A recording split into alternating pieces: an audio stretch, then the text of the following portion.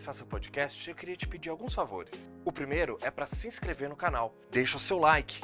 Assim, vamos saber que você gosta deste conteúdo. Faz um comentário aqui embaixo para nós. Sugestões são sempre bem-vindas. E por último, clica lá no sininho na página da Pump. Assim você vai ser lembrado do seu podcast preferido. Agora sim, o seu podcast já vai começar.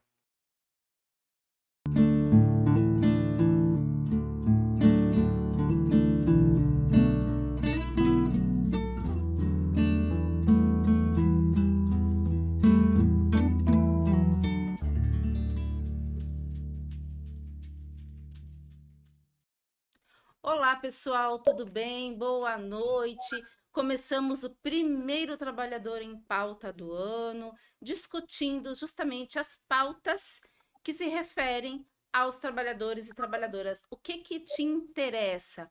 Muita coisa está acontecendo já nesses 5 primeiros dias de governo Lula, novo governo, terceiro mandato. Muitos ministros, aliás, todos os ministros tomaram posse, e a gente vai falar aqui especialmente de 3 ministros que influenciam bastante nas nossas questões, nas questões dos trabalhadores e trabalhadoras do Brasil. Eu, Ive Fávero, hoje estou acompanhada da Dani, do Roberto e do Ricardo. Boa noite, pessoal. Tudo bem com vocês? Como foram de Natal, Ano Novo? Tudo certinho? Tudo bem, graças a Deus. É saúde que mais importa e com melhores perspectivas ao nosso país. Não é, Dani? Boa noite, pessoal. Tudo bem? Estamos realmente com bastante expectativa para que esse ano venha com algumas transformações, algumas mudanças, né? Exatamente. E você, Ricardo, como foi de Ano Novo? Tudo bom, Ive? Boa noite, pessoal. Boa noite para os nossos ouvintes. Fui muito bem de Ano Novo. Passei bem escondido numa cidadezinha bem pequenininha, no alto da serra, e foi muito legal. Meu filho, eu fiz uma trilha para subir num cume, e o meu filho com 8 anos, conseguiu fazer a trilha, que eu achava que era impossível, e foi o primeiro a assinar o novo livro do cume, da Pedra Selada, Olha, do ano de 2023. A gente levou um livro novo, ele ficou todo feliz. Foi bem legal para mim. que E bem bacana, que diferente. bacana. E para você, trabalhador, trabalhadora que está pegando o bonde andando, sim, esse é um programa que fala de trabalhadores e trabalhadoras, fala para você, e aí a gente conta pedacinhos da nossa vida, porque afinal de contas, nós, trabalhadores e trabalhadoras, também temos que ter momentos de lazer, momentos de diversão, isso deve fazer parte do nosso dia a dia, para que sejamos trabalhadores mais felizes, e trabalhadores mais felizes, com certeza, produzem mais e melhor, não é verdade? Com certeza, mais saudáveis. Mais saudáveis, tem uma vida mais saudável. É isso aí. Bom, então, depois de todos os fogos do dia 31 de dezembro, que foram estourados para a minha pessoa, porque fiz aniversário neste dia, Opa, Oh, parabéns! parabéns! e todo mundo comemorando, então... tô falando isso, tô repetindo o que um colega falou. Quando eu disse que fazia aniversário dia 31 de dezembro, ele falou: pode deixar, vou providenciar 15 minutos de fogos para você, uma banda fazendo homenagem ao Tim Maia, só para você, porque você gosta do Tim Maia. Ele já resolveu o problema, entendeu? E por isso estou fazendo essa brincadeira aqui. Mas agora a gente vai falar sobre os impactos da escolha dos novos ministros do governo Lula para a nossa vida, para a vida dos trabalhadores e trabalhadoras do Brasil. Eu quero começar conversando sobre o Silvio Almeida, que é o ministro de Direitos Humanos, advogado também. Ele é professor universitário, deu aula no Brasil e nos Estados Unidos, sempre envolvendo as questões de direito, de questões raciais e questões culturais. Então, ele é um homem, vamos dizer, que trabalha muito bem com a transversalidade, né? E que já começou no seu discurso de posse, falando muito bem para trabalhadores e trabalhadoras e colocando todo mundo como importante, né? Ele traz as ditas minorias para o contexto, dando visibilidade para todo mundo. E aí a minha pergunta é: o que será que a gente pode esperar deste e dos outros ministros, né? Essa semana a gente vai ter amanhã a primeira reunião com todos eles e Lula. Acho que vai ser um momento de colocar todas as cartas na mesa, né? E alinhar os discursos, mas me parece que a intenção deste momento é de ter calma, colocar o pé no freio, ter muito discernimento. Quero começar com você, Roberto. Olha, a gente está voltando a uma coisa chamada processo civilizatório, que foi arrancado do nosso país durante 4 anos, né? Então, a pauta de direitos humanos foi totalmente esvaziada, ao ponto de alguns empresários acharem que os seus trabalhadores que tinham coisas análogas à escravidão, não eram. Eles assumiam a culpa até 2018 e, de repente, começaram a achar que não tinha nada demais.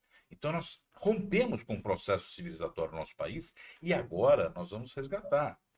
Mas é um resgate. Eu costumo dizer o seguinte: infelizmente, nosso país, hoje, 2023, está pior que estava em 2003. Sim. Então, nós temos que ter paciência, calma e cautela com o novo governo que está sendo metralhado antes de tomar posse, né? Cautela e calma, porque tem que ter aquela famosa lua de mel de 100 dias, nem isso está se dando. Então, a gente vai ter um resgate do processo civilizatório em todas as áreas. E nas áreas que nós estamos falando especificamente, que é para o trabalhador. Porque se estava caminhando para tirada de direitos do trabalhador, como quem? Você é empreendedor. Então, o coitado trabalha que nem um condenado dirigindo um carro o dia inteiro, ele é empreendedor, não é trabalhador. Ele é empresário. Quer dizer, mudando um conceito para que as pessoas, inclusive, fossem pacíficas e calmas e aceitassem a situação de total pressão e total menor condição de viver numa sociedade, né? Então, diminuindo renda, né? Então, tentando fortalecer um acúmulo de renda. Eu falei que a gente estava caminhando para ser uma Arábia Saudita, né? Onde teríamos um grupo pequeno com uma renda alta, girando a economia, e eu já vi um absurdo. Não, mas são eles que fazem gerar a economia. Então tá bom, são eles, então não vamos produzir mais nada para a classe C e D, eu quero ver se esse país anda. Então eu quero que a classe C e D cresça, evolua e tenhamos uma grande classe média. Agora, com resgate civilizatório, direitos humanos, direitos trabalhistas, eu acho que pode ser um primeiro passo. 4 anos não vai ser suficiente, mas é o primeiro passo para esse resgate. Porque você destrói uma construção em 5 segundos, né? Você implode tudo. Agora, para reconstruir, vai muito tempo. Dani. Na realidade, eu entendo que o momento de mudança, né, ele é muito dolorido. Então, esse momento de transição realmente é um momento de bastante cuidado e precisa ser muito delicado, porque em nenhum momento pode ser impositivo. Você precisa realmente trazer todas essas classes para ter essa luta junto com a melhoria do país. Então, o discurso realmente do ministro, quando ele traz todas essas minorias, traz todo mundo como importante ou como especial, você precisa fazer realmente uma releitura de tudo isso. E essa participação, tanto dos empresários como do trabalhador, dos sindicatos, que eles até, na fala, né, na entrevista que ele deu, ele trouxe, eu acho que vai ser muito importante para ter esse desenho do que todos esperam.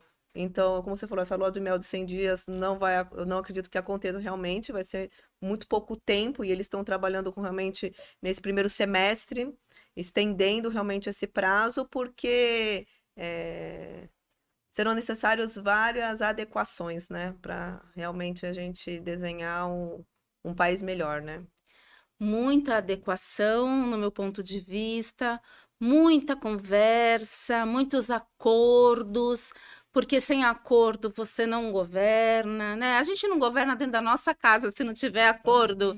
Imagina num país como o nosso, de proporções continentais, com tantas diferenças, com tanta desigualdade, né? E com tantos interesses. A gente viu um distanciamento, né, nos últimos 4 anos e deixa rolar, vamos passar a boiada, né? E agora me parece que a gente precisa colocar o trem no trilho de novo, né? E para que isso aconteça, é só com muita conversa, é só com muita reflexão, muito respeito, principalmente, né? E ouvindo, Ricardo, falando em ouvindo, vamos ouvir você agora. Que avaliação você faz desses primeiros 5 dias, dessa nomeação do Silvio Almeida? O que você pensa disso? O que você vislumbra aí nos próximos meses? Em primeiro lugar, quero enfatizar que discurso lindo, né? Eu não sei se todos os nossos ouvintes tiveram a oportunidade de ouvir, né? De ouvir o discurso, de ver, porque rolou muito vídeo, né, na internet. Sim. Que discurso lindo. Eu não sei se a nossa produção consegue colocar o link do discurso também no programa, para quem quiser aproveitar, às vezes até o intervalo para ouvir. Mas quem não ouviu, eu dou a dica que procure na internet, né? Porque é um discurso maravilhoso. E eu vou de encontro ao que vocês estão falando. Para mim, né, se criou uma mentira, uma narrativa absurda no Brasil de que direitos humanos seria algo ruim, nocivo para a sociedade, como se assim direitos humanos fosse algo de quem quer defender bandido, o que é um absurdo, é uma ideia estapafúrdia, e geralmente de pessoas que quem defende isso geralmente são os mesmos que odeiam os professores de história, né? Porque se forem estudar história, se pegarem o livro de história para ler, vão entender que direitos humanos começam exatamente nos países que eles defendem, Inglaterra e Estados Unidos, para defender o direito das pessoas, do cidadão comum, né? Contra todo tipo de ato de exercício além do devido, seja do poder do Estado, seja do poder das grandes empresas, seja do poder do exército, mas direitos humanos é você colocar um basta, né, um muro separando o que, olha, daqui não se pode passar, é separar direitos mínimos que todo o cidadão de um país tem, né? Então, direitos humanos é algo maravilhoso. Países que não têm direitos humanos são países onde a qualidade de vida da população é péssima. Os países onde se tem um IDH alto, todos eles têm uma ampla e vasta rede de proteção aos direitos humanos. Direitos humanos não é coisa de defender bandido, é totalmente o contrário a isso. Direitos humanos é não deixar que o Estado ou que grandes empresas multinacionais hajam em detrimento do direito dos cidadãos.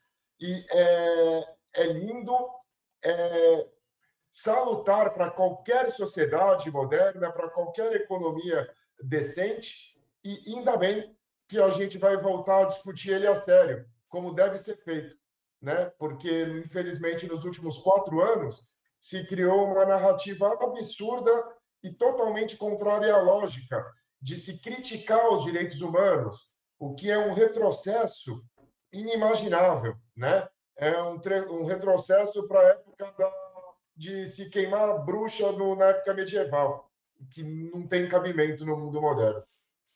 Pois é, e os direitos humanos não começaram ontem, né? Como o Ricardo diz, a Declaração Universal dos Direitos Humanos, se eu não me engano, é de 1958. 46. Logo após da ONU, não é? Logo após a formação da ONU. Ou seja, não começou ontem, não é coisa de petista, não é coisa de comunista, né? Foram os países liberais Os países que liberais. defenderam isso porque perceberam que era relevante e importante para o desenvolvimento de suas nações. Porque, lembrando, gente, foi bom o Ricardo ter colocado, porque muitos empresários, ele colocou, eu lembrei da Revolução Industrial lá da Inglaterra, queriam um processo feudal no processo industrial, e não era concebível isso.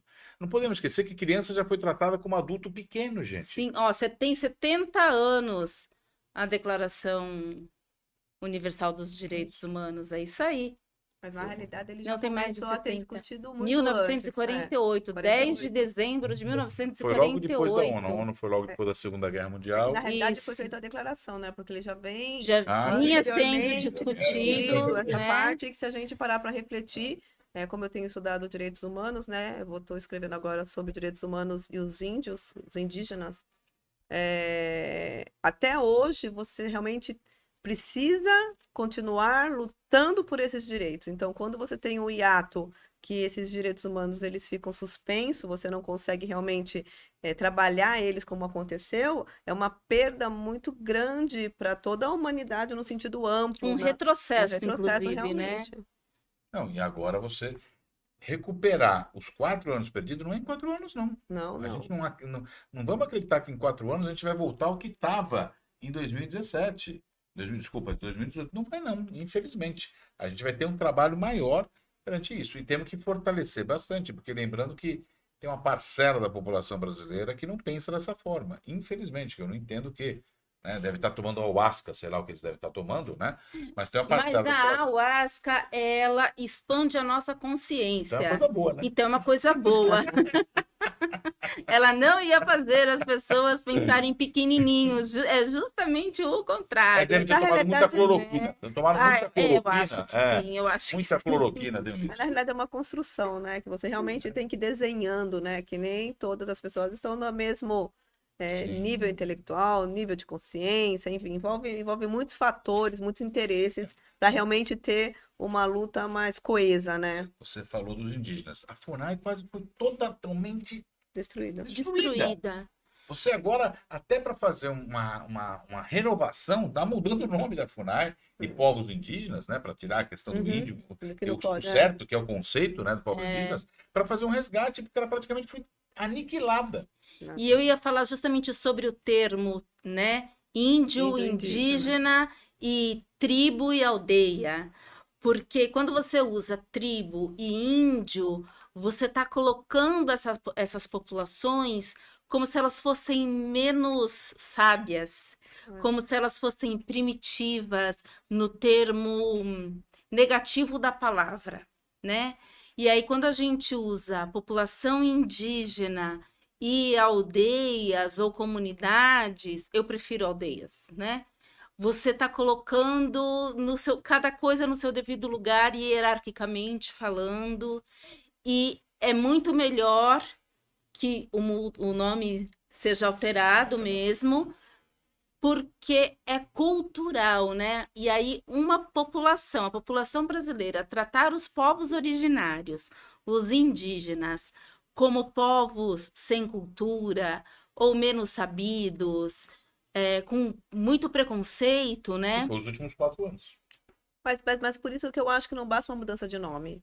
Não, É o que a gente está falando de ele é uma o primeiro conscientização. Sim. Então, agora é um trabalho realmente que nós temos de conhecimento, enfim, desse acesso que nós temos de fazer essa divulgação, de realmente trazer o conceito no sentido não do escrito ou não Não, mas é que o do que governo anterior cabe. jamais mudaria E o sim, nome. não, então, mas por isso que agora cabe a gente, como pessoas, como estudiosos, realmente trazer essa informação e essa conscientização das outras pessoas, que não é uma mudança de nome, não é porque chamar A ou B, é a importância que todos têm, eu acho que quando a gente traz direitos humanos, que a gente trabalha a minoria, não é trabalhar essa minoria, é o olhar de um para o outro, porque todos nós temos o nosso papel.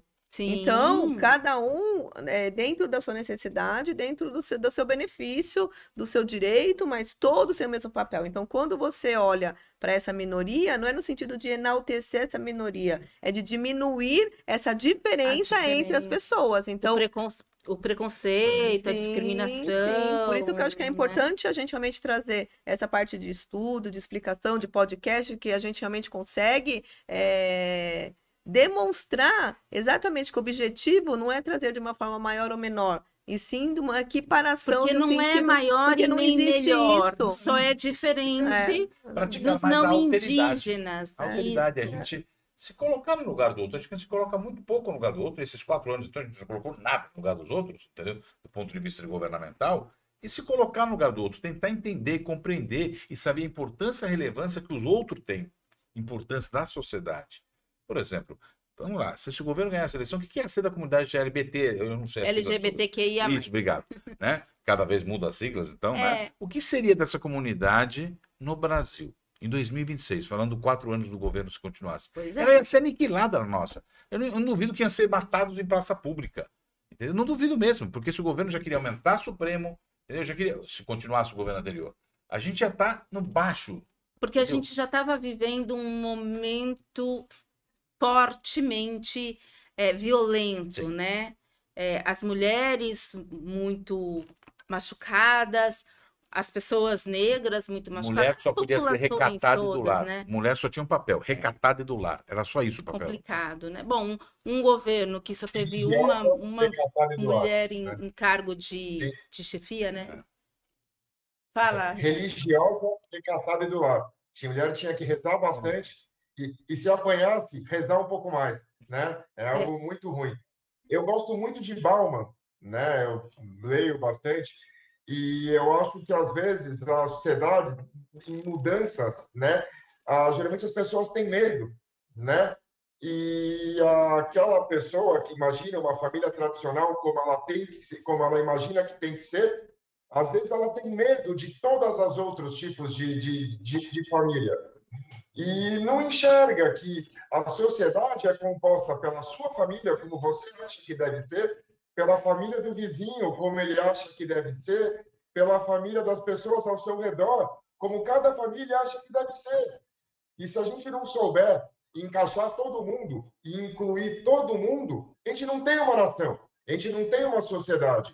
Porque você que acha que a verdade é a única que presta, o seu conceito de família, o seu conceito de sociedade pode ser o único que presta, você não sabe viver em sociedade. Porque viver em sociedade é exatamente o contrário. É você saber e conseguir harmonizar as diferentes crenças, as diferentes formas de ver, né? E de sentir, e que com isso todos consigam viver em harmonia. Se você acha que só o seu presta, só o seu jeito tem que ser só desse jeito, cara, você está errado. Sinto lhe falar. Não pode ser assim. Isso não é uma sociedade. Pois é.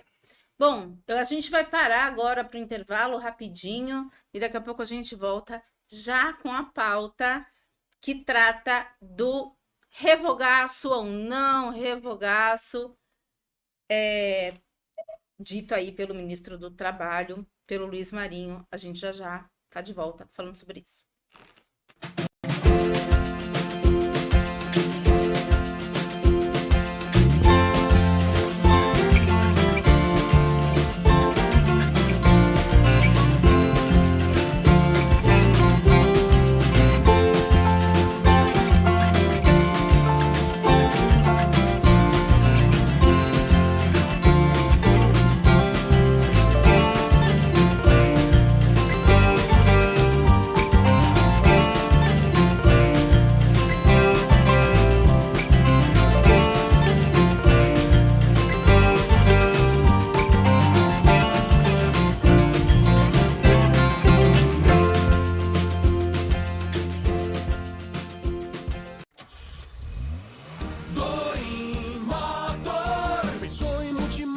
Pensou Doim Motors, zero e seminovos pra você comprar. Prêmio nos modelos, grande variedade, qualidade extrema, credibilidade. Doim Motors, Doim Motors. Quer comprar seu carro? Shopping The Blue, Senador Feijó 686, Loja Térreo, Santos, fone 3327-8001. Doim Motors. No trânsito somos todos pedestres. O que é oratória? Oratória É a arte de falar em público, de forma estruturada, deliberada, com a intenção de informar, influenciar ou entreter os ouvintes.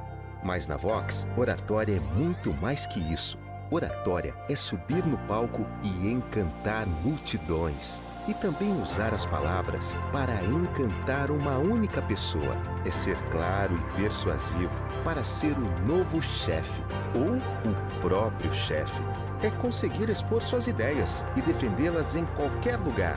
Oratória para Vox não é só sobre ser a maior franquia de cursos de oratória da América Latina. E é muito mais que ser uma academia com 80 técnicas e 150 dinâmicas. Oratória para Vox é transformar vidas para que elas transformem seus mundos. Vox to You. Fale bem, não importe a quem, não importa onde. E a gente vai falar agora sobre o ministro do Trabalho, Luiz Marinho. Aliás, ele está assumindo pela segunda vez essa pasta, né? No outro governo Lula, ele já foi ministro do Trabalho. E aí ele nega o revogaço. E no discurso dele, né? Ele diz que nega o revogaço e que não é necessariamente a CLT que é o mais importante, mas também a economia solidária, através do cooperativismo. Ele diz que vai propor uma alternativa para as plataformas em que os empregados possam se enquadrar. Ele se mostrou bastante preocupado com os motoristas de aplicativo, com a uberização, né? E disse que eu particularmente gostei dessa colocação dele, que os próprios sindicatos podem criar mecanismos para se autorregular, respeitando, desde que eles respeitem os parâmetros estabelecidos. E que fora do judiciário se pode ter uma câmara de solução de conflitos e de arbitragem, o que eu acho também muito legal. Hoje até estávamos conversando, né, Ricardo, lá nos bastidores, e aí o Ricardo disse que no Estado Democrático de Direito sempre haverão conflitos, e de certa maneira eu acho que eles até são bacanas, porque sem conflitos a gente não se mexe, a gente não pensa, a gente fica, né, parado, acomodado. Então os conflitos também fazem a gente andar para frente, sai da zona de conforto, isso aí. Quanto ao revogaço, ele diz que não haverá canetaço do ministro mandando para o Congresso sem diálogo. Vamos buscar dialogar, inclusive, com o Judiciário, Ministério Público do Trabalho e empregadores. Eu acho que essa deve ser a tônica, né? Quando a gente conversa, normalmente, quando é uma conversa de verdade, não um monólogo, a gente pode chegar a bom termo. O que vocês acham? Eu acho que essa ideia, né, essa forma como ele está começando realmente é muito favorável, já que quando ele coloca que quer realmente ter a participação dos empresários, ele quer conversar, quer fazer realmente essa verificação desse trabalho de muitas horas, como tem acontecido, né, na uberização que a gente tem ouvido falar. Então, assim, realmente, dentro dessa perspectiva de desejos, é como você falou, envolve bastante coisa, vai ter reunião ainda com todos eles para ter realmente esse alinhamento, mas a gente percebe realmente uma vontade de valorizar o que a gente volta a falar lá, dos direitos plenos do trabalhador, né? Então eu sinto de uma forma bastante positiva. Eu acho que ele, como você mesmo falou, ele já ocupou essa pasta, já foi ministro. Então, ele já tem um aprendizado de ter sido ministro, foi prefeito de São Bernardo do Campo, então ele tem uma história muito positiva para ele, já liderou várias líder sindical, né? Não então, começou ontem. Ele tem uma bagagem muito grande. Eu acho importante essa questão do diálogo, lembrando que não veio com diálogo a reforma trabalhista do governo Temer, né? Não foi diálogo, foi canetaço, como você falou, gostei do canetaço, né? Mas está certo, por quê? Porque algumas das coisas até foram interessantes. A gente não pode dizer que 100% não foi. A lei trabalhista não vislumbrava o home office, né? Então, algumas coisas a gente tem que ver como vai regular essas questões todas, né? Porque elas existem, vieram para ficar. E se na vaga está que é home office, você não quer, não vai. Eu lembro que um cara não queria trabalhar perto do alto forno. Ele achou que a vaga era longe do alto forno da Cosipa. Não, perto eu não quero. Então, desculpa, mas essa vaga é para trabalhar aqui perto. Então não vai. Então, se você não quer trabalhar home office, você quer ir para um local, então desculpa, essa vaga não é. E muita gente fala, não, mas você tem que ter o direito de querer ir. Não, se a vaga da empresa estipulou que é home office, ela está calculando o custo dela. Sim. Não vai consumir energia, não vai... então ela está calculando o custo. Então ela tem esse direito também de estipular a vaga. Se você não quer, desculpa, vai procurar o trabalho. Para mim, vagas em home office Eu também. conversam muito. Eu também. Adoro. Eu acho que a gente tem que analisar, e ele quer fazer esse diálogo, é muito importante. Eu acho que a gente acabou não, eu concordo com o que fala que ainda tem senhores de engenho ainda, né?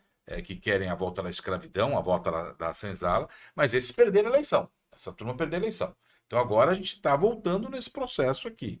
Então, das leis trabalhistas, de valorização do trabalho, né? De discutir a uberização. Não temos que acabar, temos que discutir essa relação de trabalho.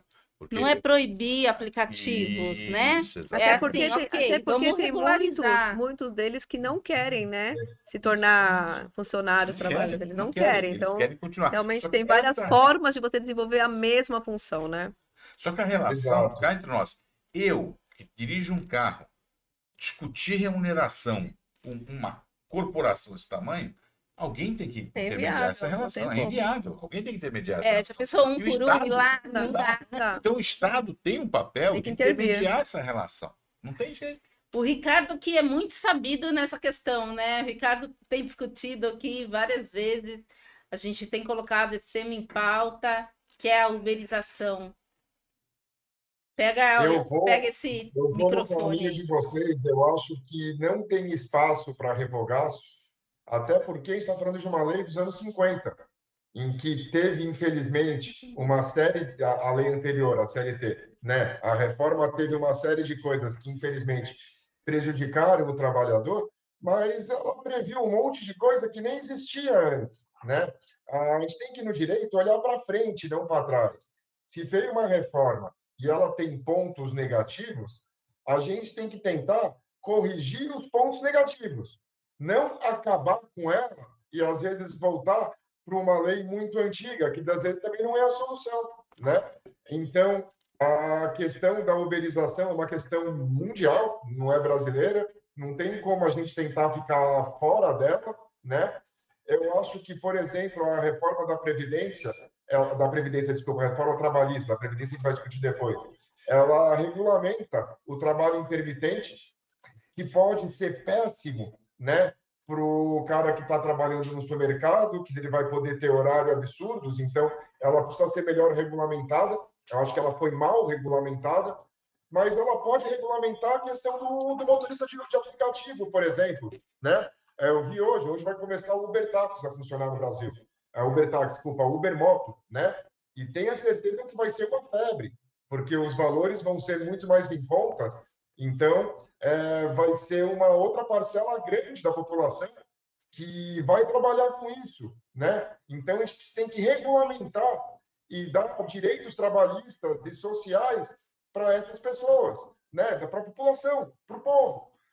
Não adianta querer, num revogaço, voltar tudo para uma lei antiga, que pode parecer bonito, né? Pode ser para o gogó. Justa, voltei, mas vai voltar para uma lei dos anos 50. Será que ela é boa? É uma lei que não permitia, às vezes, nem dividir férias, sabe? Tinha uma série de coisas também antigas que precisavam mudar. Então, a gente teve uma reforma, a reforma é essa que está aí. O judiciário ainda está analisando muita coisa. Eu acho que tem muita coisa que tem que mudar, mas não compensa, não vale a pena. Se revogar toda ela e voltar para a lei antiga, não resolve o problema. A gente tem que ver pontualmente mesmo. O que foi bom, o que foi ruim. O que foi bom, mantém, né? A gente tem que trabalhar para tentar mudar o que ficou ruim. Voltar tudo atrás nunca é o caminho. O direito é difícil caminhar assim, não se vai para frente assim. É um retrocesso, É né? um retrocesso. Retrocesso não pode. Retrocesso não Bom, pode. o que está posto é que esse revogaço não vai acontecer. Mas a gente precisa falar sobre o saque aniversário, que está aí também na boca do povo, né? Alguns dizem que, caramba, vai tirar essa oportunidade, né, de eu ter um dinheirinho extra aí durante o ano. E outros dizem que não, que o FGTS foi feito com outro objetivo, com outra função, e que o trabalhador não deve mexer nesse dinheiro que pode servir para um futuro, para uma doença, para o momento da aposentadoria, enfim, Queria saber a opinião de vocês a respeito disso. Eu tenho a minha, mas eu só vou contar depois. Não, eu acho que o Brasil tem uma cultura de tutelar, né? Uhum. Então, o fundo de garantia, porque o trabalhador não acumula, então eu vou criar o fundo de garantia para acumular para o trabalhador. Eu vou dar ticket para ele porque ele não sabe administrar o dinheiro dele para ele se alimentar. Ele tem que se alimentar direito. Então eu vou dar ticket de refeição para ele. Então o Estado cria regras para tutelar o trabalhador. Aí seria uma outra grande discussão. E não dá educação Não dá, é isso financeira que eu ia falar. para ele. Então a gente tem que voltar lá atrás, porque se a gente chegar num acordo, não, mas pela realidade é necessária a tutela do Estado. Então, peraí, o que a gente faz para um dia acabar essa tutela do Estado? Né? Então aí volta o que você falou, educação financeira.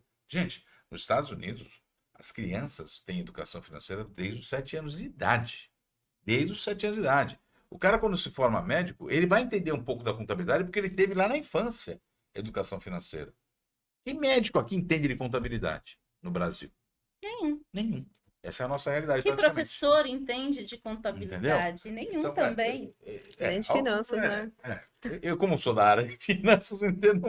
Então, mas tô falando da maioria. Mas concordo com você. Não, tá certo. Um ensino na escola, né? Sim, é um ensino na escola. Você teria que pegar. Porque a gente não tem educação financeira. Minha filha tem 12 anos. Se ela for para os Estados Unidos conversar com uma criança de 12 anos, a criança de 12 anos entende já a questão financeira. Minha filha entende um pouco porque eu forço com ela.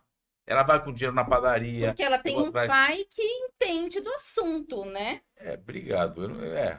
Tá bom.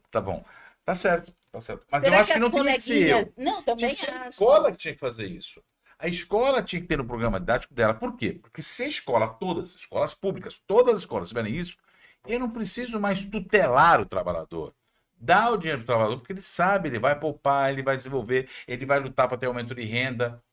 Então, eu preciso fazer esse processo. Enquanto eu não faço esse processo, eu hoje falo, infelizmente, eu tenho que dizer, o Estado precisa tutelar, porque nós temos uma camada grande da população brasileira que não tem condições, vai ficar sem condições de comer. É isso. E temos um outro problema financeiro. O Fundo de Garantia está vinculado com alguns projetos do Estado que são financiados por recursos desse dinheiro. Então, a gente tem que analisar a conta para que ela feche. Eu acho que num futuro muito próximo, os trabalhadores que estão começando agora vão ficar sem fundos de garantia por conta de todas essas coisas, envolve muitas coisas, né? Eu queria começar falando que quando eu estava verificando a notícia, vincula-se muito que o fundo de garantia ele é descontado do trabalhador. Eu ouvi algumas pessoas falando nesse sentido. E o fundo de garantia ele não é descontado. Ele é um valor realmente pago, além do salário, com o objetivo que foi criado o Fundo de Garantia lá atrás, para o momento da dispensa, da doença, ele realmente ter uma indenização para esses momentos mais difíceis que ele vai estar passando. Então, só para deixar claro essa percepção, que às vezes as pessoas confundem muito, que é descontado como se fosse o INSS, e não é. Mas ele é pago vem lá a maior. na parte dos descontos. Então, mas só uma não, coisa, não vem. O fundo de garantia, não. Não O vem. fundo de garantia, se a gente for olhar dentro do Olerite, ele vem numa parte destacada. Separada, né? Ele vem numa parte destacada. Então, só a título realmente de curiosidade, porque eu acabei vendo um jornalista falando sobre isso. Então, acho que é importante a gente esclarecer esse sentido. E que antes do Fundo de Garantia? Por que o Fundo de Garantia foi criado? Porque antes, para mandar embora, era um Deus nos acuda. Tinha que pagar a Se você indenização parar em pra- dobro, É. 9 anos de... Entendeu? tinha Então, várias regras, né? isso. Então, assim, se a gente parar para pensar, a grosso modo, lato sensu, nós tínhamos, entre aspas, uma perda quando nasceu o Fundo de Garantia. Então, nós estamos falando agora de uma outra Reposição, perda. Seria uma Se você- reposição daquilo Se você que hoje não tem. não tem. Não Até tem. porque, se a gente for ver a correção do Fundo de Garantia, é uma realmente Não. quase Nada, irrisória. E aí acaba tendo esse benefício, como você falou, habitacional, e que a gente não sabe como isso transita a longo prazo E nós tivemos esse gasto momentos de históricos recentes no país que foi positivo, onde nós entregamos para o trabalhador o direito. Olha, você quer comprar ações da Petrobras, da Vale, com dinheiro do seu fundo de garantia? Mas saiba o seguinte, ó, você vai comprar, você pode perder tudo.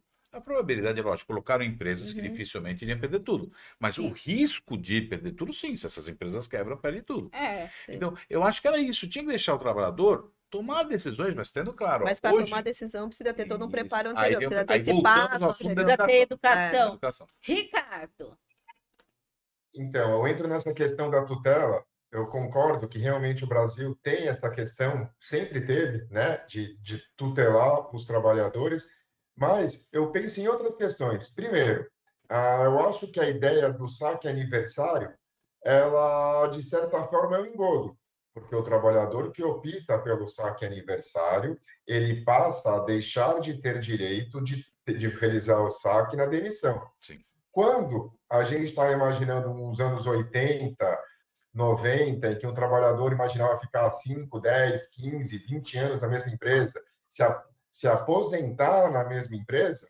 era muito melhor para ele sacar todo ano no seu aniversário. Hoje, quem que para 1, 2, 3 anos na mesma empresa?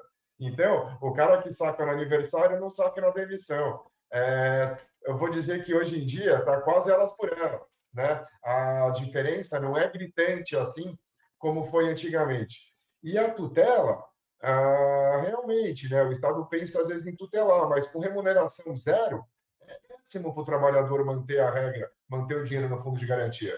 Eu, no escritório, eu aconselho todo e qualquer trabalhador, sempre que possível, sacar o fundo de garantia, saque, porque ele está lá numa conta sem render R$1, né? Ele está rendendo zero. Então, se você pode sacar para ele deixar de render zero, saca, porque a rentabilidade do fundo de garantia pela ATR, né, é zero. Hoje, já fazem muitos anos, né, que ela vem sendo zero. Então, para o trabalhador, vale sempre a pena sacar. A questão é, será que o saque aniversário realmente é mais vantajoso que o saque na demissão? Aí cada um tem que pensar o quanto você está garantido no seu emprego, o quanto você acha que vai ficar muitos anos, pouco tempo, você quer sair, você não quer sair, porque quem sacar no aniversário e saca só uma parte, não saca tudo, perde o direito de sacar tudo na demissão. Então, o que é melhor? Né? Eu não sei até que ponto, para os dias de hoje, o saque aniversário, ao invés de ser um direito, vira um engodo para o trabalhador. Porque o trabalhador que sai de uma empresa hoje em dia, fica um ano numa empresa e sai, se ele sacar 20% do aniversário, ele vai ficar com 80% preso. Às vezes era melhor sacar tudo na demissão. Né? É bem de se pensar, mas eu não sei até que ponto realmente é um direito ou uma pegadinha para o trabalhador. Só rapidamente, foi importante que ele falou da variação. Quando teve abertura para comprar ações, utilizar o fundo de garantia, eles tinham em média 6% ao ano de rentabilidade do fundo de garantia. E aí eles correram o risco de zero ou subir. A maioria, a grande maioria, no mercado acionário ficou feliz da vida com as ações. Os bancos criaram até fundos só com FGTS, né, para isso. Mas ele podia ter zero. Algumas pessoas entraram no momento errado, né, já tinha sido a euforia, né, e até perderam. Então, é isso. Você tem que analisar a rentabilidade que está tendo e dar oportunidade, opção ao trabalhador de escolher. Se ele sabe, agora eu concordo com o que o Ricardo comentou, que a gente não tem mais 15 anos, né, que aí você tirava. Então, você, no momento de uma demissão, que hoje a gente está tendo um turnover alto dentro das empresas, e você tem um retorno financeiro, uma retirada financeira um pouco maior, para você passar aquele momento de dificuldade, não importa o tempo que seja, né, facilitaria. Mas acho que é uma discussão profunda, mas eu acho que o principal que a gente deveria um dia estar discutindo o país é a educação financeira para retirar essa tutela do Estado. Né? Que a gente não estaria discutindo aqui, saca aniversário, saca não, a gente não estaria discutindo isso. A gente estaria discutindo melhores aplicações, Exatamente, né? o trabalhador. Onde aplicar para render mais? Porque ele vai poupar, e ele vai saber poupar, vai ter condições de poupar. E aí é lógico que a gente vai ter uma renda diferenciada, não essa que nós temos hoje. Sim. Um iPhone nos Estados Unidos é menos que o salário mínimo dos Estados Unidos. Aqui não. Não, aqui é muito mais Aqui não. que muitos salários mínimos, né?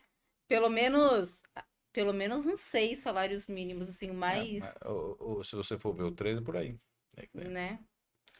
Enfim, bora lá conversar sobre previdência. O que dizer? Ricardo, eu vou começar com você, porque você é previdenciarista, você é muito sabido nessas questões. que você pode falar? O que você vislumbra com o novo ministro da Previdência? Vamos lá. Eu tenho uma opinião bem parecida com a que eu tive com relação à reforma trabalhista. Eu não acredito em revogaço da reforma da Previdência. Eu não acredito que a reforma da Previdência também foi boa para os trabalhadores. Não foi. Mas são uma série de fatores, desde político para se conseguir fazer uma nova lei, eu acho muito difícil. Ter vontade política, ter voto, né? Você tem que imaginar que é um congresso que o partido de oposição agora, o PL, foi o que fez o maior número de deputados, né? Fez 99 deputados, né? Quase o número mágico de 100. Então, é muito difícil você revogar e fazer uma nova lei. Eu acho que se o ministro conseguir fazer o que ele prometeu, de zerar a fila, ou de pelo menos reduzir essa fila bastante, porque a gente chegou a ter, em meados do ano passado, mais de 1 milhão de pedidos de aposentadoria ou de revisão de benefício ou de auxílio parados no INSS. E sabe que esse número caiu um pouquinho de 1 milhão, mas está ali próximo, né? E que quantos e quantos trabalhadores estão aí aguardando, né? Meses e meses, às vezes sem renda alguma, né? Porque estão precisando de um auxílio ou já cumpriram o tempo de aposentadoria, estão sem emprego agora, aguardando vir uma resposta do pedido de aposentadoria, e é um completo absurdo, né? Você ter essa fila de mais de 1 milhão de processos e filas com tempo de duração enorme, de 6 meses, 8 meses, para se julgar, né? Isso teve uma série de fatores. Para mim, o principal foi de colocar, né, de não se ter mais concurso no INSS, de se colocar militar de reserva para julgar, algo que eles não fazem a menor ideia. Eles nunca estudaram na vida para julgar questões do INSS. De um belo dia para a noite, você pega essa pessoa que nunca estudou para isso na vida e fala, agora é você que julga. O cara não sabe julgar. Não é erro dele, né? É erro de quem colocou ele para julgar isso. Está errado, né? Não são essas as pessoas que são capacitadas para esse tipo de análise. Então, isso criou uma fila, né? E um problema social no Brasil muito grande. Infelizmente, né, eu trabalho com isso, eu vejo, né, e vejo todos os dias, pessoas que estão totalmente necessitadas e que não deveriam estar, porque fariam jus a um benefício do INSS, contribuíram para isso, e estavam com um direito a receber um benefício, mas estão aí aguardando um julgamento, né, de um processo administrativo que virou interminável. Só o fato, caso conseguimos, né, reduzir essa fila muito, não só em número de processos, como em tempo, já é um avanço extraordinário para todo mundo que depende do INSS. Com relação à reforma, da mesma forma que a trabalhista, eu acho que não adianta pensar em voltar. O INSS é uma lei mais moderna, né? De 99. A gente não vai falar de uma lei lá dos anos 50, 60, mas mesmo assim, todos os países, infelizmente, têm que trabalhar com reformas da Previdência, porque a população envelhece, porque as pessoas, graças a Deus, vivem mais hoje do que viviam há 40 anos atrás. Então, às vezes, é natural algum tipo de reforma. Eu sou contra vários pontos dessa reforma. Eu acho que tem muita coisa que tem que mudar, mas eu acredito muito mais em mudanças pontuais do que uma mudança integral de lei, até porque você não tem voto no Congresso, não tem tempo de fazer. Às vezes o país para 1, 2 anos para fazer uma reforma da Previdência, quando se podia discutir rapidamente questões pontuais e fazer muito mais coisa nesse período, né? Porque a gente tem muita coisa para fazer, né? A voltar a tentar fazer depois desse tempo parado, né? Desse tempo que, infelizmente, a gente perdeu. Então, eu acredito em reformas pontuais e, sim, a gente precisa urgente reduzir a fila, tanto em número de processos, como principalmente em tempo para julgamento, né? Porque foi um absurdo o que fizeram com os trabalhadores na questão do INSS. Dá pena, quem trabalha como eu, dá angústia. Eu falo que eu vou dormir quase todo dia angustiado, porque eu, dá vontade até de falar, às vezes, uma palavra feia aqui no ar. Prefiro passar a bola para algum de vocês antes que eu fale uma besteira. Porque às vezes Entendemos. E tem uma outra coisa importante que me preocupa bastante, que é o endividamento dos aposentados, né? Eu ontem ouvi uma reportagem falando bastante do endividamento de quem recebe o Bolsa Família, né? Por conta daquele empréstimo aí feito nos 2 últimos meses, na cara do gol aí das eleições, mas a gente tem também o endividamento dos aposentados por conta dos consignados, né? É um problema que se precisa resolver com urgência, porque eles também caem em golpes e, enfim. A gente tem 5 minutos para falar sobre isso, então são 2 minutos, 1 minuto e meio para cada um. Eu vou deixar ela falar mais, só vou falar uma coisa. A gente volta no assunto de educação financeira, Eu ia falar isso. né? É a base, Essa né? É a base de tudo, né? O aposentado de hoje não teve educação financeira lá atrás, entendeu? Então, eu conheço gente que foi diretor de empresa e não sabe cuidar das suas finanças. Tinha salário homérico altíssimo e depois não conseguiu quando se aposentou. A gente não é preparado para ter uma vida de aposentado.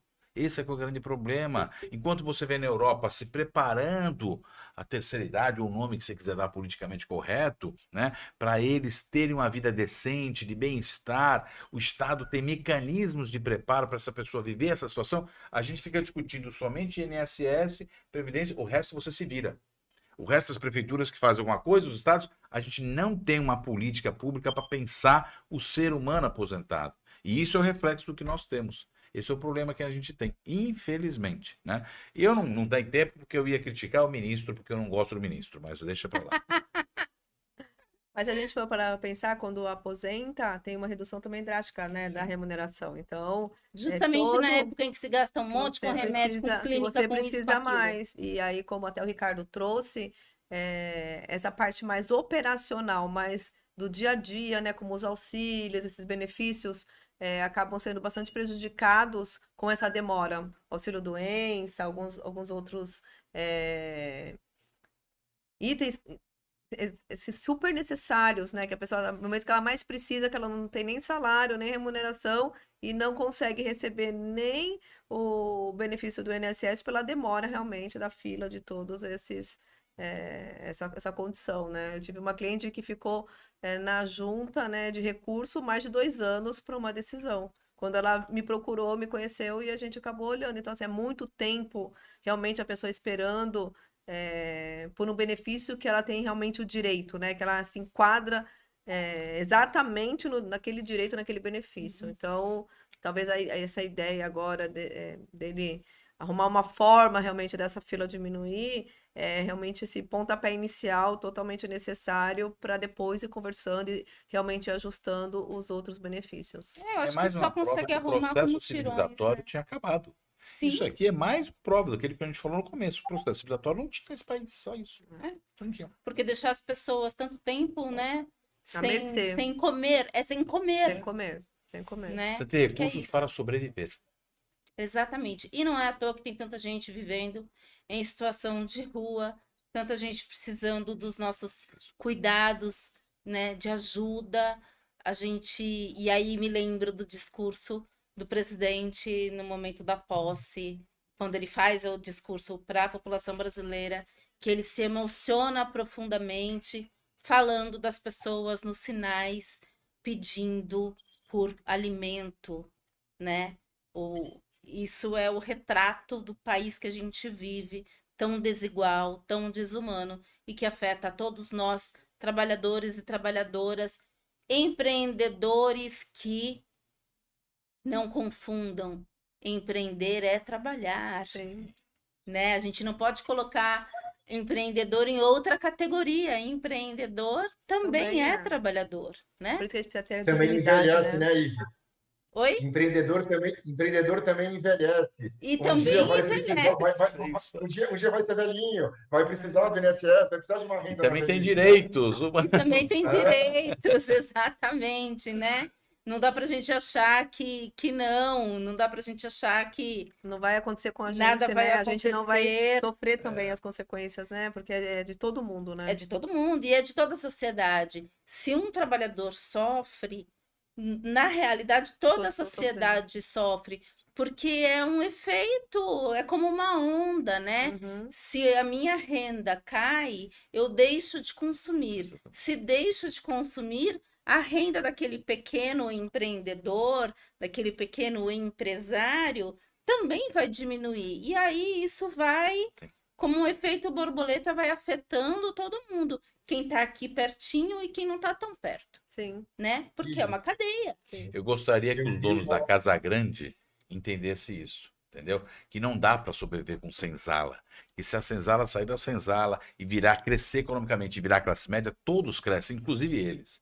Mas eles acreditam, infelizmente, pessoas amigas minhas. Não é nem lógico isso, né? Eu não acredito, entendeu? Elas acreditam que a gente tem que voltar assim, não.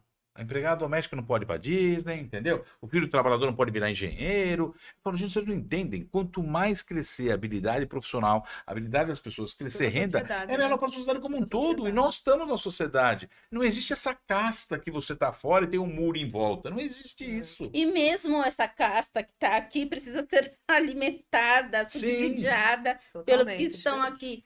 Fala, Ricardo. Eu vi uma pesquisa hoje que cerca de 30% das prefeituras do Brasil vivem praticamente, principalmente nas pequenas cidades, com recursos do INSS. Sim. O que você faz a média do que os trabalhadores dessas cidades com 5 mil habitantes até 10 mil habitantes recebem de INSS é mais do que a verba que a prefeitura tem. Na hora que você faz uma soma anual, com a verba da soma anual da prefeitura é muito mais, né? Então, você pode imaginar aí que 1/3 do país, no mínimo, vive às custas do INSS.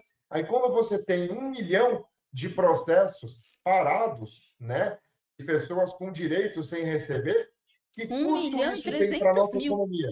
Né? Que custo isso tem para a economia de cada cidade? Que nem a Ivy estava falando do bairro, né? A economia do cara que vai consumir no mercadinho da esquina, que vai jogar na lotérica do bairro, que vai comer o pão na padaria do bairro, que vai fazer a compra no mercadinho, que vai comprar a roupa na lojinha, né? 1/3 das cidades do Brasil, no mínimo, vivem e sobrevivem com a grana do INSS. Não é pouca coisa, gente. Se acabar isso, quebra o Brasil, né? As Pois é. pessoas acham que aumento do INSS quebra o Brasil. Não. Se o INSS parar de pagar, quebra o país. Mas quebra hoje, quebra em um mês. Pois é. Infelizmente, a gente não pode continuar conversando. É, né? O assunto não terminou, mas o tempo que a gente tem terminou.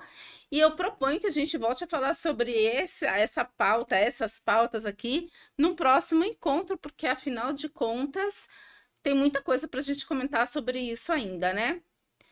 Então, vamos nos despedir e a gente se encontra na semana que vem. Eu já vou me despedir aqui. Muito obrigada por vocês terem nos acompanhado. Muito obrigada por vocês terem vindo. Foi um grande prazer receber vocês aqui no nosso... Olha, eu já estou no Papo Empreendedor aqui. No nosso Trabalhador em Pauta. Dani, vou começar com você. Com Muito boa noite. obrigada. Gostei bastante de participar novamente. Estou muito feliz agora de estar participando com vocês, de estar contribuindo. Fixamente na bancada Fixamente na agora. bancada. Estou muito, muito feliz mesmo, muito satisfeita com esse convite, né? E penso que vai ser muito produtivo, realmente. E obrigada a todos. Seja muito bem-vinda. Obrigada. Roberto. Bom, eu agradeço, foi um excelente bate-papo, nem senti a hora passar. Dani, Ricardo, Ive, e desejar a todos um bom 2023. que a gente resgate o processo civilizatório, todos nós tenhamos mais saúde, com todas tenhamos bons convívios com nossa família e que no final deste ano a gente esteja aqui, né, feliz porque melhoramos do ponto de vista de direitos humanos, melhoramos do ponto de vista trabalhista, melhoramos do ponto de vista previdenciário. Muito bem. Ricardo. Queria agradecer mais uma vez, obrigado por mais um programa. É um prazer enorme estar aqui discutindo com vocês assuntos tão importantes, né? Desejar um feliz 2023 para todo mundo e que esse ano seja melhor para todos, né? Paz, saúde, que é o que todo mundo precisa. Exatamente, que seja um ano maravilhoso, que no final desse ano a gente esteja aqui agradecendo por tudo que vivemos, não é? Então, pessoal, boa noite. Daqui a pouco eu volto às 19h30 com o Bem Natural.